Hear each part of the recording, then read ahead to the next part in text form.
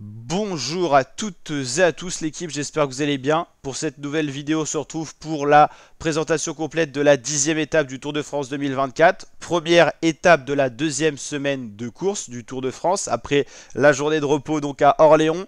Orléans-Saint-Amand-Montrond, étape de sprint justement après cette journée de repos.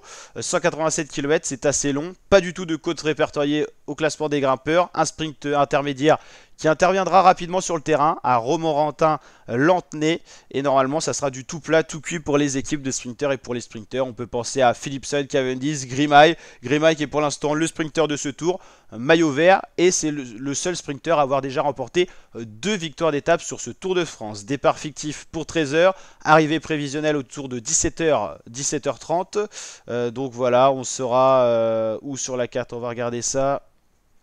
Si ça veut bien se mettre à jour. Donc voilà, deuxième semaine de course, on sera encore le plus au nord de la France que ce tour propose, hein, ça sera ici du coup. Et ensuite on redescendra pour aller chercher les massifs montagneux en ce début de deuxième semaine de course justement. L'étape 11, ça sera Évaux-les-Bains-le-Durand, ça sera pour une arrivée vallonnée. Pas pour les purs grimpeurs, mais plutôt pour les punchers grimpeurs. Donc ça sera pas pour du sprint, pour mardi en tout cas. On va voir justement Enfin pour mercredi, parce qu'il y a une journée de repos, donc ça décale tout. Jeudi, ça sera Aurillac, Villeneuve-sur-Lot. Là, ça devrait être à nouveau un sprint. Étape 13, Agen-Pau pour un nouveau sprint encore. 3 opportunités assez rapides. Samedi déjà, étape 14, là, ça sera de la montagne. Pau, Saint-Lary-Soulan.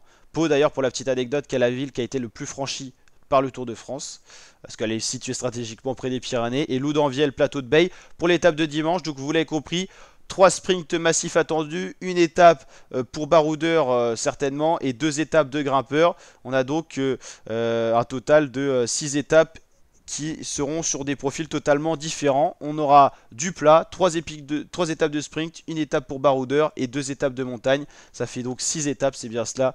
Donc il y aura de tout pour tous les goûts cette semaine avant la journée de repos la prochaine qui sera à Gruissant. N'hésitez pas à liker la vidéo si elle vous a plu, vous abonner et partager. Je vous dis à très bientôt la team pour de prochaines vidéos. Ciao l'équipe.